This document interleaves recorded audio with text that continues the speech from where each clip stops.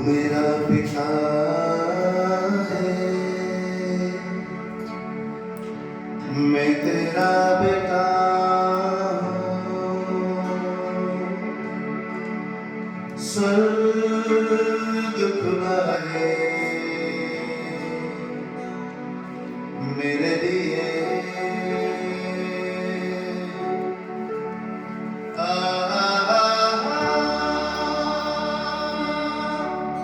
पिता तू मेरा है, बेटा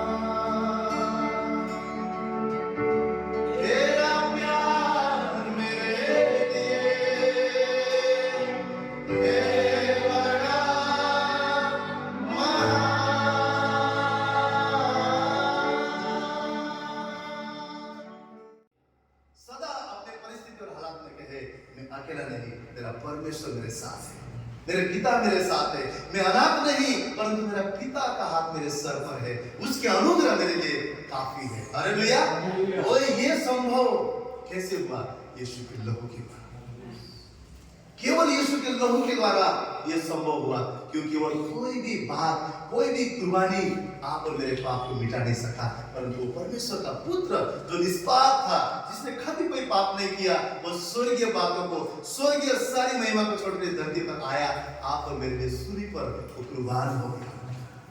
और पता है, आप और मेरी योग्यता नहीं की, परंतु वो परमेश्वर ने अपने लहू के द्वारा हमें योग्य ठहराया और हमें आज धर्मी बनाया। हालेलुया।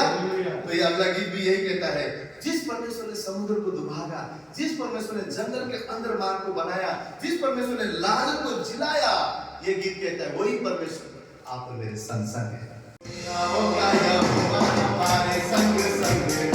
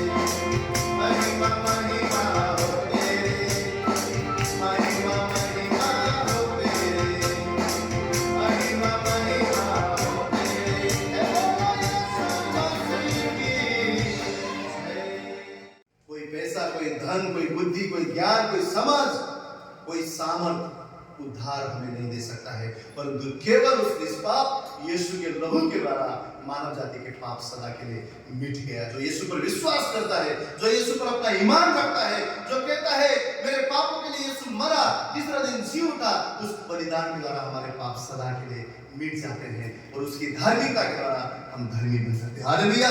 आइए, यीशु मसीह ने आपको मुझे आजाद किया है, हमें छुड़ाया है, तो हम सब मिलकर उस परमेश्वर की आजादी को अपने मुंह से, अपने होठों से, अपने मन से कबूल करें कि मैं आजाद हूं, मैं कोई बंधन में नहीं, मेरे परिवार में, मेरा जीवन कोई बंधन में नहीं, परंतु यीशु के लहू ने मेरे अपराधों को मिटाकर मुझे आजाद किया है। तो आइए हम सब मिलकर इस गीत को गाएं।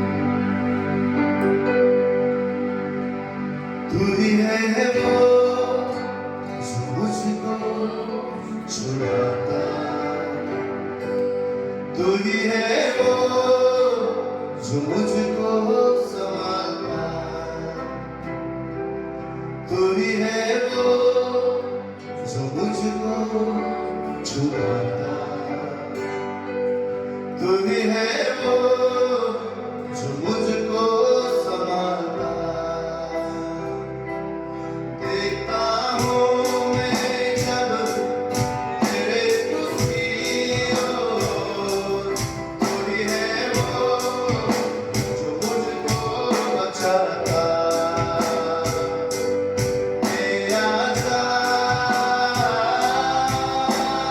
हूँ, मैं आजाद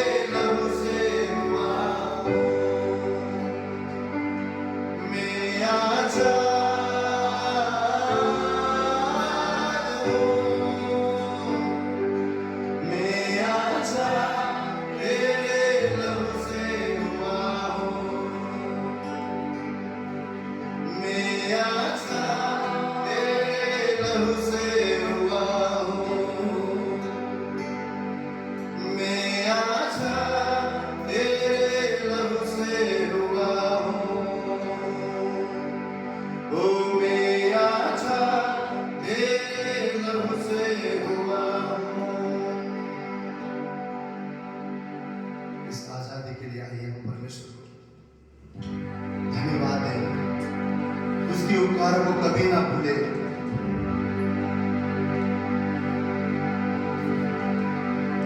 उसने हमें अनंत काल के मौत से बचाया है। उसने अपना संतान करके, अपने सेवक करके हमें बुलाया है। जब संसार ने हमें त्यागा, परमेश्वर ने हमें गले से लगाया। जब हमें अपनों ने छोड़ा, उस परमेश्वर ने हमें अपना संतान बनाया। उस परमेश्वर के उपकारों को सदा याद करें, उसको धन्यवाद करें। हे मेरे मन, यहोवा के उपकारों को कभी ना भूलना। उसके सारे उपकारों के लिए उसे धन्यवाद दें। उसके अनुग्रह ने हमें बचाया है, उसके अनुग्रह ने हमें छुड़ाया है। हम भस्म नहीं हुए क्योंकि ये उसकी करुणा की फल है। उपकार तुझे कस विसरूं मैं, उपकार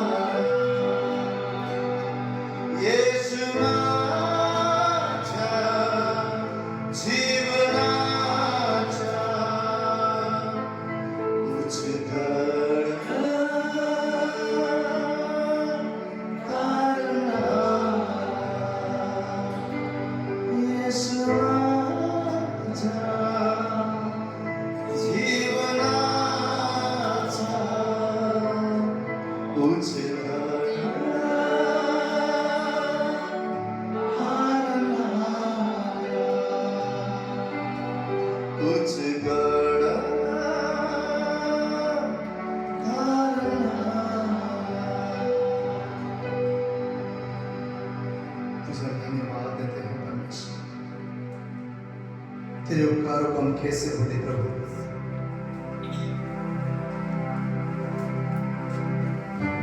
गिन गिन के हमारा हृदय तुझे धन्यवाद करता है।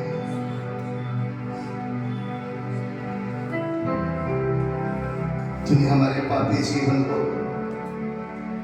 अपनी लहू से धर्मी बनाया है। बार बार प्रभु गिरने के बाद भी तूने हमें उठाया है। तेरा वचन कहता है मनुष्य धार्मिकता वो फटे हुए मैले चितड़े के समान है। तूने अपनी धार्मिकता हम पर उंडेला है प्रभु। तूने हमें शुद्ध किया है, तूने हमें पवित्र किया है, अपना संतान तूने हमें बनाया है। पिता तूने अपना करने के लिए, हमें अपना बनाने के लिए अपना एकलौता पुत्र को दे दिया। हम तेरे उपकार को कैसे भूलें। हमारे बदले में यीशु तेरे ऊपर थूका गया, तेरे दाढ़ी लुचे गए, तेरे पीठ हल चलाए हुए खेत के समान हुआ। जो परमेश्वर कहता है मैं जीवन का जल हूं, वो प्यासे ही उस क्रूस पे हमारे लिए मर गया। तेरे उपकार को हम कैसे भूले, कैसे हम तेरी दया को भूले, कैसे हम तेरे प्रेम को भूले। हमारे हृदय तुझे धन्य कहता है, हमारा मन तेरी स्तुति करता है। तूने हमें कुछ नहीं परंतु सर ठहराया, तूने हमें हारा हुआ नहीं परंतु जयवंत से भी बढ़कर बनाया है।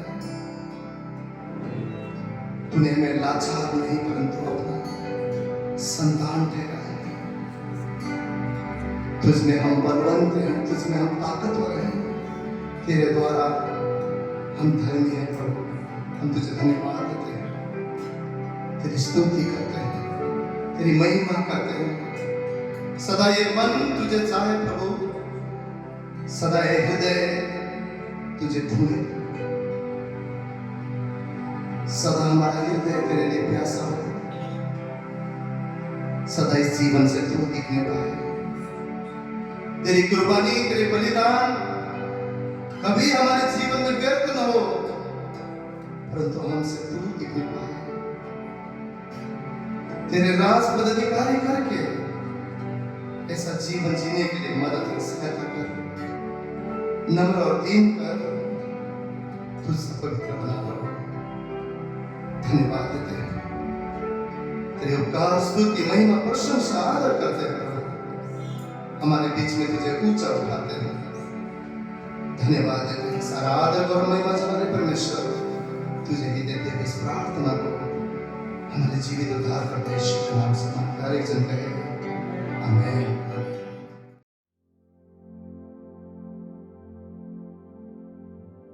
प्रभु यीशु मसीह के जन्म से पहले जब उनके लिए भविष्यवाणी की गई, तो यशायाह के अध्याय 9 में हम पढ़ते हैं, वहां क्या लिखा गया था कि जो बालक तुम्हें दिया जाएगा, जिसके कांधे पर प्रभुता होगी। ये सब हम क्रिसमस पे इस वचन को हर बार पढ़ते हैं।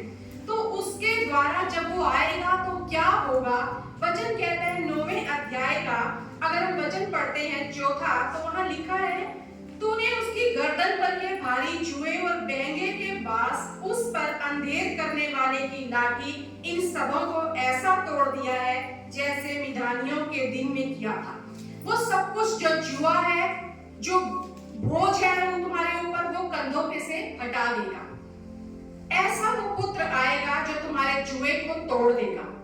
आज के मेरे वचन का टॉपिक भी यही है, क्योंकि जो हम नया नियम में जाते हैं, मत्ती की पुस्तक में पढ़ते हैं 11वें अध्याय में, तो वहां परमेश्वर कहते हैं कि तुम मेरे पास आओ जो बोझ से दबे हुए लोगों को। 28वें वचन में लिखा है, हे परिश्रम करने वालों और बोझ से दबे हुए लोगों, मेरे पास आओ, मैं तुम्हें विश्राम दूंगा।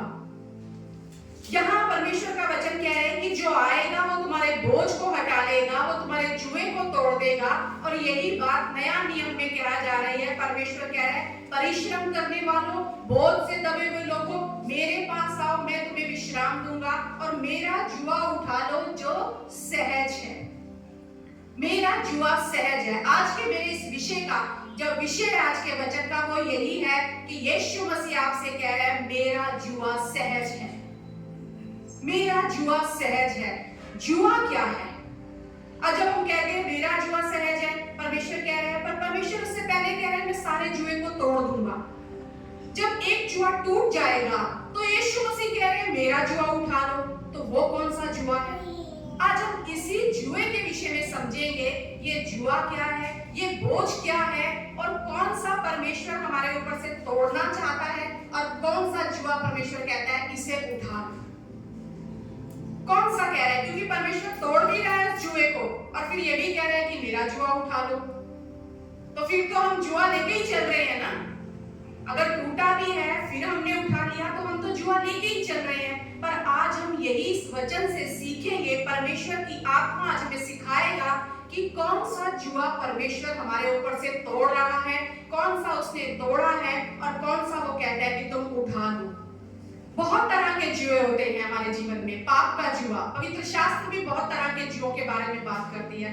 पाप का जुआ है, गरीबी का भी जुआ है, बीमारी का भी जुआ है। ये जुआ मतलब एक बोझ हमारे ऊपर, एक बोझ, पाप का बोझ आ जाता है, कई बार बीमारी का बोझ आ जाता है, गरीबी का बोझ आ जाता है, दासत्व का जुआ आ जाता है हमारे ऊपर।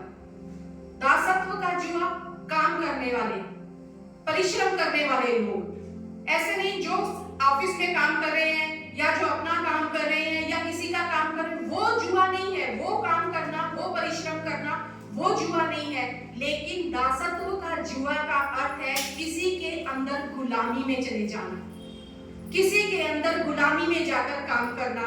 रोमियो 6:14 में लिखा है, क्या तुम नहीं जानते कि जिसकी आज्ञा मानने के लिए तुम अपने आप को दासों के समान सौंप देते हो, उसी के दास हो, चाहे पाप के जिसका अंत मृत्यु है, चाहे आज्ञाकारिता के जिसका अंत धार्मिकता है।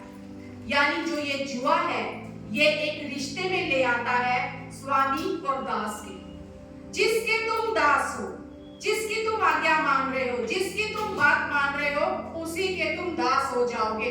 वचन क्या कह रहा है? अगर तुम किसकी मानते हो? जिसका अंत मृत्यु है, किसका? पाप का। अगर तुम उसकी मान रहे हो तो तुम उसके दास हो। अगर परमेश्वर की मान रहे हो तो धार्मिकता तुम्हारा हिस्सा होगी। जिसके तुम दास बन जाते हो, जिसकी तुम बात मान रहे हो, यानी यहाँ रिश्ता जो दास और स्वामी के बीच में है, आज्ञा पालन है, आज्ञाकारिता। जिसकी मान रहे हो उसके तुम दास हो, उस दासत्व का जुआ तुम्हारे ऊपर है। और अगर हम गलतियों 5:1 में देखें तो वहां लिखा है, मसीह में स्वतंत्रता के लिए हमें स्वतंत्र किया गया है। मसीह में यानी प्रभु में स्वतंत्रता के लिए हमें स्वतंत्र किया गया है। और किसने हमें स्वतंत्र किया है? यीशु मसीह ने। जब उसने स्वतंत्र किया है तो वो कह रहा है, मैंने अपने लिए तुम्हें स्वतंत्र किया है। और आगे वचन कहता है, इसी में स्थिर रहो, इसी में स्थिर रहो और दासत्व के जुए में फिर ना जुटो।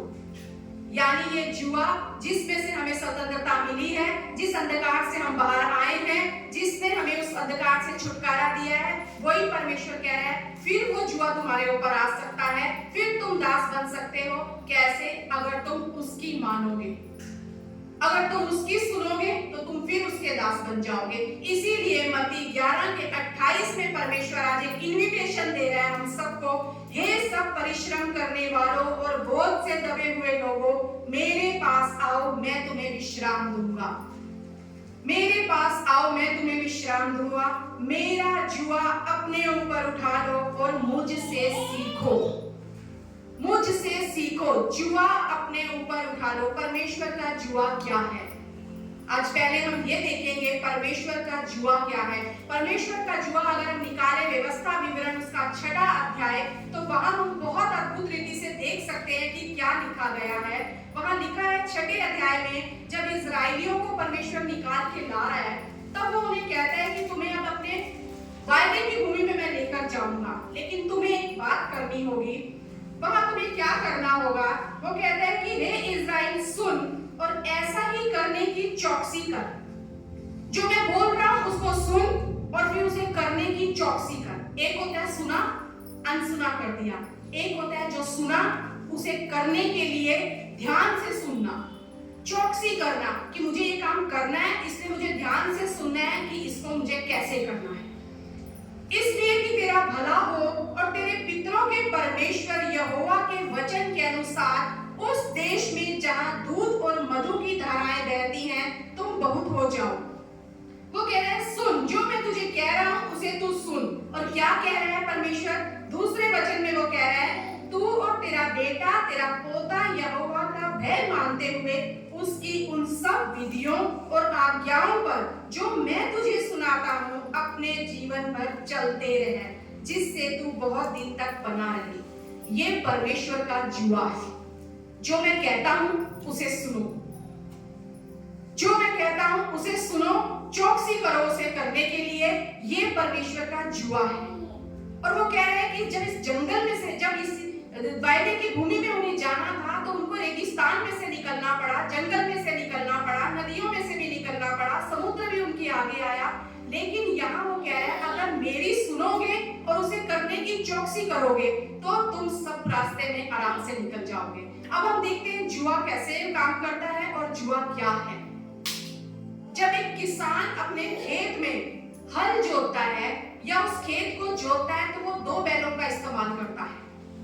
दो बैलों का इस्तेमाल करता है। एक बैल नया बैल लगाता है, दूसरा बैल जो होता है उसके पास वो एक अनुभवी बैल होता है, पुराना बैल।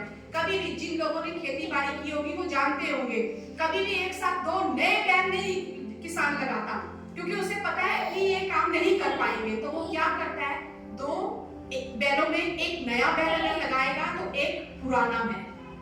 नया बैल अनाड़ी है, नए बैल को मालूम नहीं खेत में कैसे काम करना है, नए बैल को पता नहीं है कहाँ मुझे चलना है, इसलिए वो उसके साथ पुराने बैल को लगाता है। जो अनुभवी है, जो सब कुछ जानता है, जो रास्ता जानता है, जो काम करना जानता है, वो कहता है कि ये दो बैल, आज हम इसे करके देखेंगे कि कैसे परमेश्वर हमारे जीवन में ये काम करता है, कैसे परमेश्वर बताता है कि दो बैल कैसे काम करते हैं। तो हम थोड़ा सा इसे करेंगे। हम एग्जैक्ट वो जुआ तो नहीं बना सके, लेकिन जो हमें मिला हमने उसको ट्राई किया है, तो हम उसके द्वारा ये समझने की कोशिश करेंगे कि क्या है वो जुआ। तो मैं सिस्टर रेखा से विनती करूंगी वो आगे आए। ये एक किस्म का जुआ है, ये जुआ है। और ये जुए का क्या होता है, ऐसे वो कंधे के ऊपर रखता है इसे, ठीक है। दो बैल जो है एक साथ खेत में अगर काम कर रहे हैं, इस तरह से उनके कंधे के ऊपर वो जुआ होता है। ये सिर्फ एक डंडा है, ठीक है, ये सिर्फ एक हमने जो है भार रखा है, लेकिन इसमें जब बैल काम करते हैं तो वो क्या करते हैं, वो बंधे होते हैं आपस में, और उनके बीच में एक वो हल लगा होता है जिससे भूमि जोती जाती है, जो भार देती है। जो वो काम करते हैं, भार लगता है और खेत जोता जाता है। यहाँ पर परमेश्वर का वचन हमें क्या बता रहा है, वो किसान जब दो बैलों को लेकर काम कर रहा है, एक नया बैल है, एक पुराना बैल है, और यीशु मसीह क्या कह रहे हैं हमसे, मेरा जुआ उठा लो। और उन्होंने इस्राएलियों से क्या कहा, जो जो मैंने तुम्हें कहा है वो अगर तुम सुनकर करोगे तो क्या होगा, यानी तुम्हें मेरे साथ खेत जोतना पड़ेगा, मेरे साथ चलना पड़ेगा, तुम्हें मेरे साथ एक होना पड़ेगा। हम दोनों मिलकर खेत में काम करेंगे। तुम अनजान हो पर मैं पुराना खिलाड़ी हूँ, मैं जानता हूँ कैसे चलना है। तुम्हें रास्ते में जाना है, तुम्हें मालूम नहीं है रेगिस्तान कहाँ है, तुम्हें मालूम नहीं है कि कहाँ सड़क है, तुम्हें मालूम नहीं है कि कहाँ उबड़ खाबड़ भूमि है, मैं जानता हूँ। और जब पुराना बैल नए बैल को लेकर चलता है तो वो अपना भार जो उस नए बैल के ऊपर होता है, वो जानता है कि ये भार बहुत ज्यादा है, ये अनाड़ी है, ये उठा नहीं सकेगा, तो वो कई बार ज्यादा भार अपने ऊपर लेता है। और यही बात नया नियम में मत्ती की पुस्तक में परमेश्वर कह रहे हैं, मेरा जुआ उठा लो, मेरे से सीखो।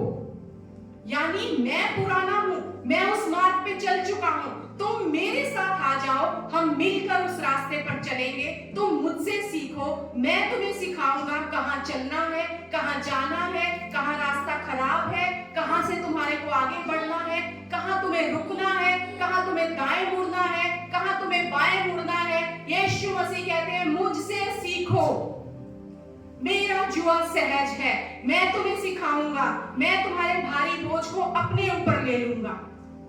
मुझसे सीखो, मेरी सुनो, उसे करने की चौकसी करो।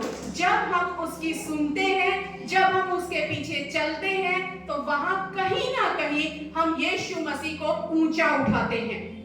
हम क्या करते हैं, यीशु मसीह को ऊंचा उठाते हैं। अभी सिस्टर यीशु मसीह का पाठ कर रही है। अब जब हमने यीशु मसीह को ऊंचा उठाया तो क्या हुआ, तब क्या होता है, ये जो बोझ है सारा उनके कंधों पर आ गया।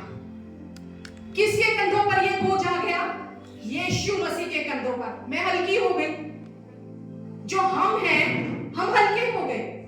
लेकिन आज क्या हो रहा है, अगर हम मसीहत में देखें, आज हर जगह बोझ है। घर में बोझ, परिवार में बोझ, रिश्तों में बोझ, सेवकाई में बोझ। क्यों बोझ आ रहा है, क्योंकि कहीं ना कहीं हम कुछ और कर रहे हैं। हम क्या कर रहे हैं, खुद ऊंचे उठ जा रहे हैं और अपने ऊपर सारा बोझ लेकर चल रहे हैं। ऊंचा उठ जाना, खुद ऊंचा उठना, मेरी मर्जी, मेरी इच्छा, मुझे जो पसंद आता है मैं वही करूंगा। यीशु मसीह नीचे है, हम ऊंचे हैं। और यीशु मसीह कहते हैं, मेरा जुआ सहज है। फिर सहज नहीं रहा, क्यों? क्योंकि हमने सारा बोझ अपने ऊपर ले लिया, हम ऊंचे उठ गए हैं, हम दिखने चाहिए, हमें आदर मिलना चाहिए, मेरी मर्जी ऐसी होनी चाहिए, आत्मा मेरी अगुवाई कर रहा है, मैं ऐसे ही चलूंगा। क्यों मिनिस्ट्री भारी लगती है? क्यों परिवार में रिश्ते भारी लगते हैं? क्यों रिश्ते निभाना कठिन हो जाता है?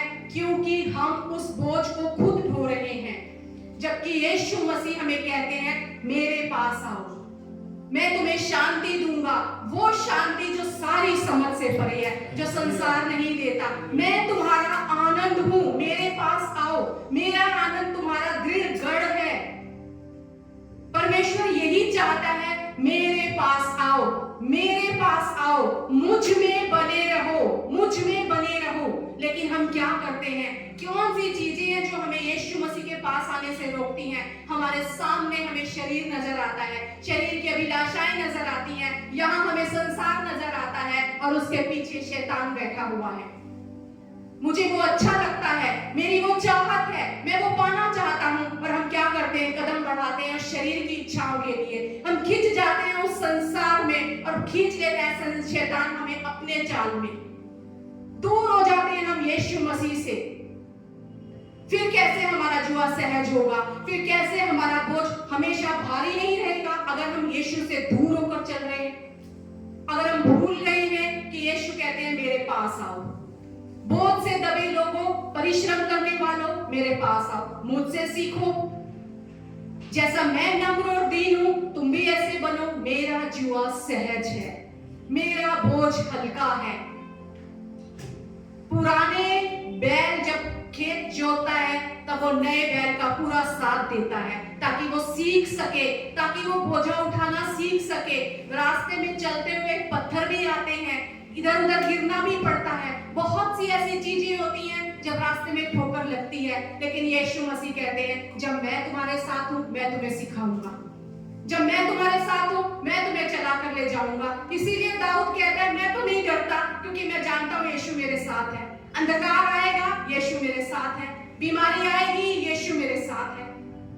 पर क्यों हम इस जुए को भारी कर रहे हैं अपने ऊपर? क्योंकि हम उठ रहे हैं। परमेश्वर का वचन कहता है असमान जुए में मत जुटो, असमान जुए में मत जुटो। विश्वासी का अविश्वासी के साथ क्या संबंध?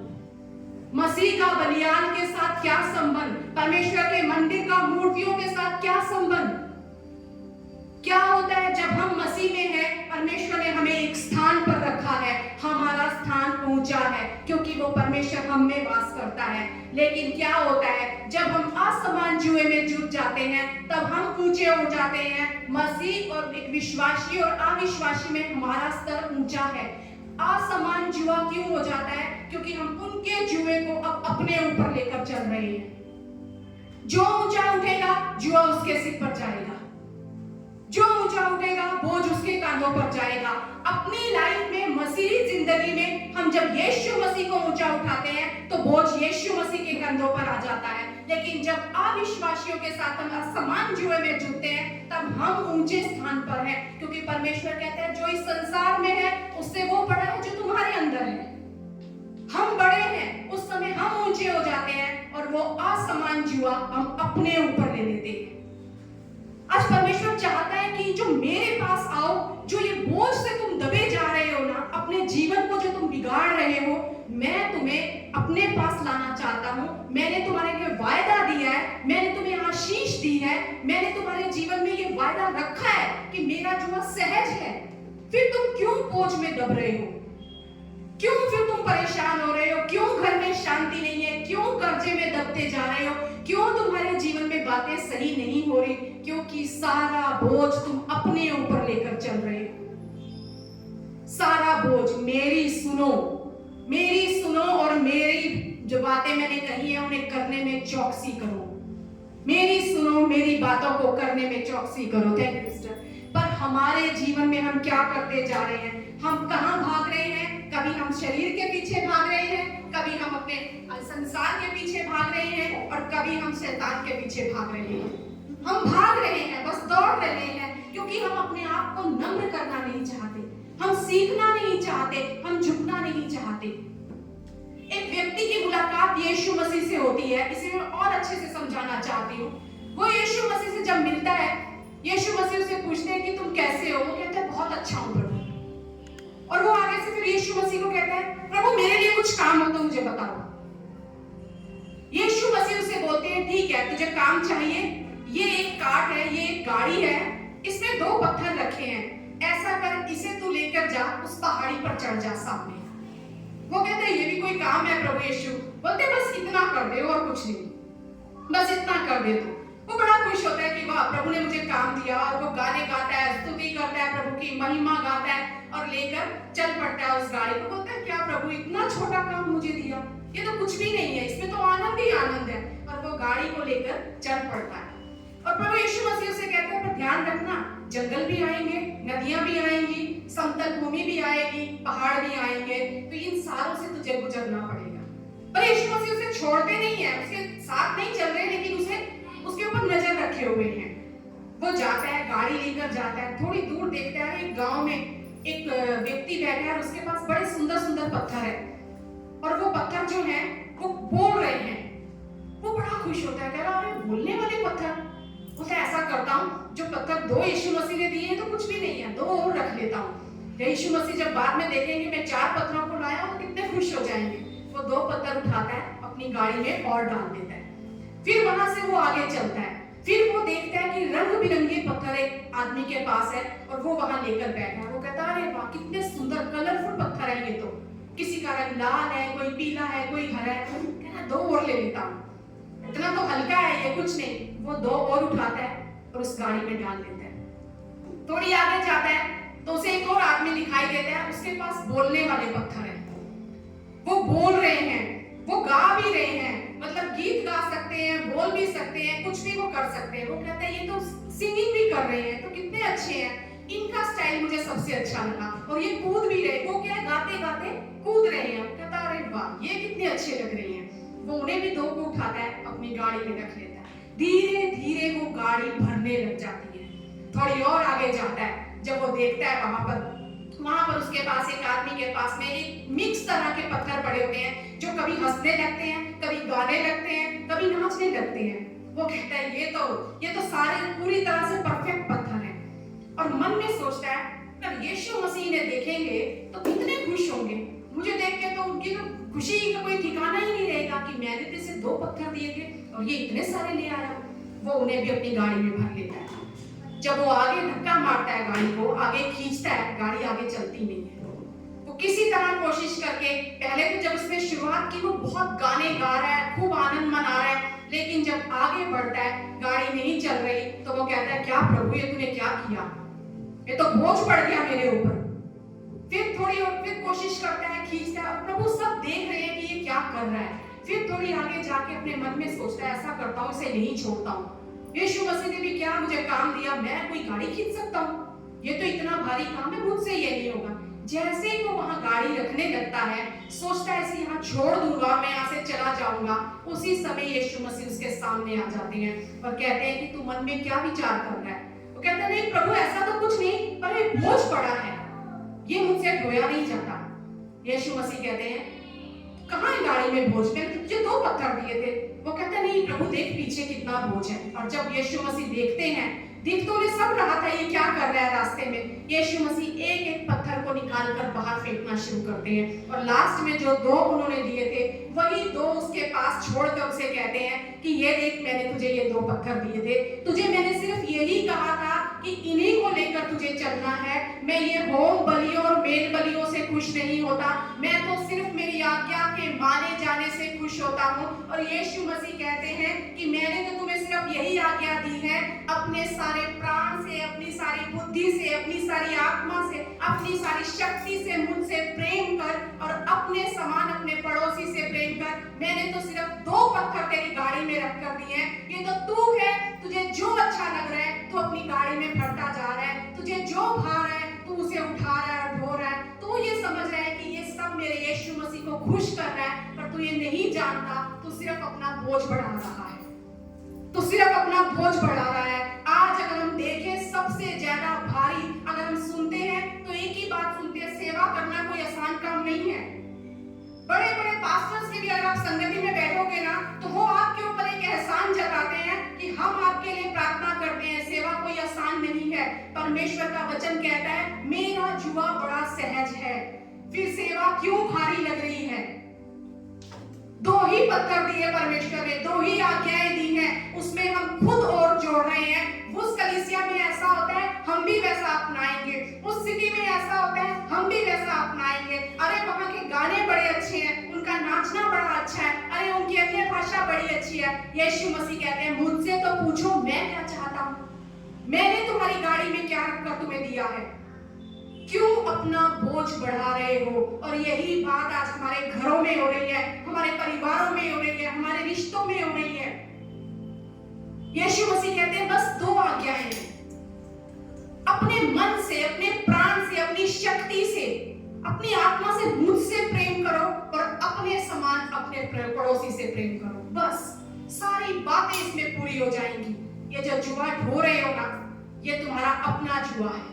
मेरा जुआ तो बड़ा सहज है, मेरा जुआ बड़ा सहज है। आज यीशु मसीह कहते हैं किस तरह जुआ उठाना है। अगर सीखना चाहते हो तो मुझसे सीखो, मुझसे सीखो। वो यीशु मसीह अपना सिंहासन छोड़कर इस धरती पर आ गया, अपनी पूरी सेवकाई करके चला गया, और इस यीशु मसीह ने नहीं कहा कि जुआ बड़ा भारी है।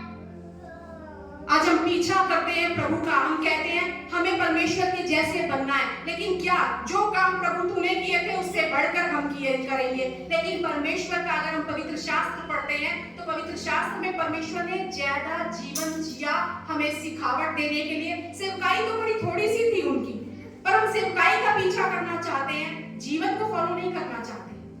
अगर हम परमेश्वर के जीवन को का पीछा करेंगे, उनके साथ जुड़कर चलेंगे, तब अपने आप हमारी सेवकाई सफलता पर जाएगी, अपने आप हमारा परिवार सफलता की ओर जाएगा, अपने आप हमारे जीवन का हर छोटे से छोटा निर्णय हमारे जीवन में शांति, खुशी, आनंद को लेकर आएगा। परमेश्वर कहता है मैंने मसीह में स्वतंत्रता के लिए तुम्हें स्वतंत्र किया है, इसमें स्थिर रहो, इसमें स्थिर रहो, फिर जुए में मत जुटो। जो भी हमने किया, परमेश्वर कहता है मेरे पास आओ। और बाइबल का वचन कहता है रोमियो 8:31-32 में कि जब परमेश्वर तुम्हारी ओर है तो कौन तुम्हारा विरोधी हो सकता है? कोई भी नहीं। लेकिन कौन विरोधी है? हम खुद ही।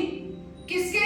हम परमेश्वर से मुंह फेर लेते हैं। परमेश्वर हमारी ओर कैसे रहेगा? जब हमारा मुंह परमेश्वर की ओर रहेगा। लेकिन हमारा चेहरा किधर है? हमारा चेहरा कभी संसार, शरीर, शैतान कहीं घूमता रहता है।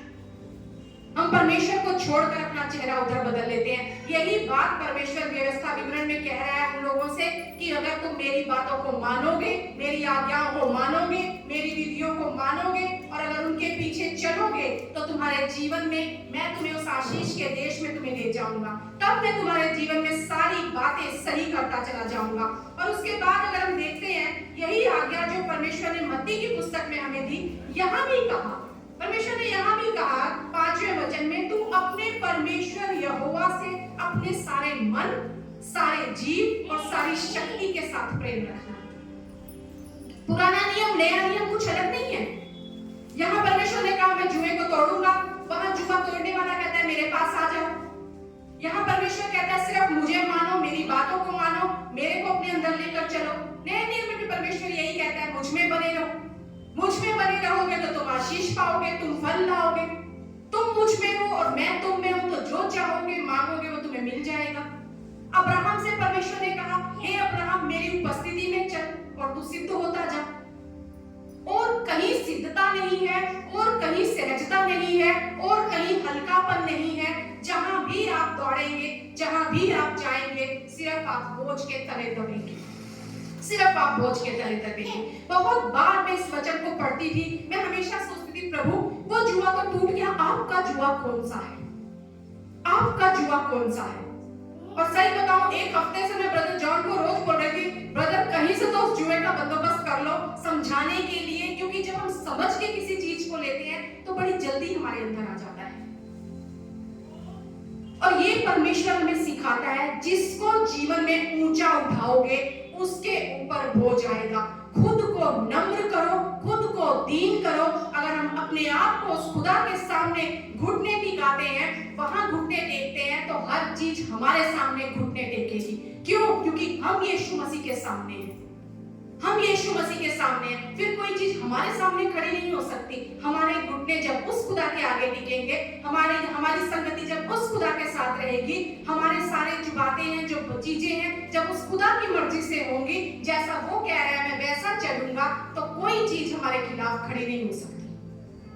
क्यों? क्योंकि हम यीशु को ऊंचा उठा रहे हैं। गीत तो हम बहुत गाते हैं, यीशु तेरा नाम सबसे ऊंचा है, लेकिन क्या वो हमारे जीवन में ऊंचा है? अगर हम ऊंचे हैं तो बोझ हमारे जीवन में है। अगर आपके घर में, परिवार में, जीवन में, फाइनेंशियली, फिजिकली, मेंटली, स्पिरिचुअली कहीं भी अगर आपको बोझ नजर आ रहा है, आज अपने जीवन को जांचिए। कहीं मैं तो ऊंचा नहीं उठ रहा, प्रभु कहीं ऐसा तो नहीं, मेरी मर्जी तो नहीं इस डिसीजन में पूरी हो रही, प्रभु कहीं ऐसा तो नहीं तुझे मैंने नीचे कर दिया है और मैं ऊंचा उठ गया, इसीलिए मुझे ये भारी लग रहा है, इसीलिए सेवकाई भारी लग रही है, इसीलिए मेरे घर की परेशानियां मुझे भारी लग रही हैं, इसीलिए ये रास्ता मुझे कठिन लग रहा है प्रभु। क्योंकि अगर उसके साथ संगति करके चलोगे, वो हाथ पकड़कर आपको चलाएगा, वो हाथ पकड़कर चलाएगा। और वो यीशु मसीह कहता है मैं ना तुझे कभी छोड़ूंगा और ना कभी त्यागूंगा, मैं ही मार्ग हूं। आज अपने जीवन को हम जांचें, क्यों प्रभु ये बोझ बड़ा भारी लग रहा है? क्यों मेरा जीवन मुझे भारी लग रहा है, सहज नहीं लग रहा? क्या कमियां हैं मुझ में प्रभु यीशु? कहां मैं गलत हूं प्रभु? कहां मैं तेरी मर्जी ना सुनकर अपने मन की कर रहा हूं? प्रभु मुझे मार्गदर्शन कर, मुझे दिखा कौन सी चीजें हैं जो मुझे तेरे आगे सरेंडर करने से रोक रही हैं। कहां मेरा हृदय पत्थर का हो गया है प्रभु? कहां मैं तेरी ना सुनकर दूसरी बातों को अहमियत दे रहा हूं, दूसरी चीजों को अपने जीवन में उठा रहा हूं? अगर हम अपने जीवन में यीशु को ऊंचा उठाएंगे, अगर आप बोझ से हल्का होना चाहते हैं, उसका एक ही उपाय है, यीशु मसीह को ऊंचा उठाइए। वो खुद सारा बोझ अपने कांधों पर ले लेगा, खुद सारा बोझ अपने कांधों पर ले लेगा। आपको वो कहता है मेरा जुआ सहज और मेरा बोझ हल्का है। जहां भी आज आप परिश्रम कर रहे हैं, जहां भी आज आपको लग रहा है मैं बोझ तले दबा जा रहा हूं, जहां भी आपको लगता है मेरे जीवन में ये दासत्वता आ गई है, ये गरीबी का मैं गुलाम हो चुका हूं, इस बीमारी का मैं गुलाम हो चुका हूं, इस कर्जे का मैं गुलाम हो चुका हूं, क्यों मेरे जीवन से ये नहीं निकल रहा? क्यों मैं अपने बॉस का गुलाम बनकर रह गया हूं? वो कठपुतली की तरह मुझे नचाता है, क्यों मैं अपने मन की नहीं कर सकता?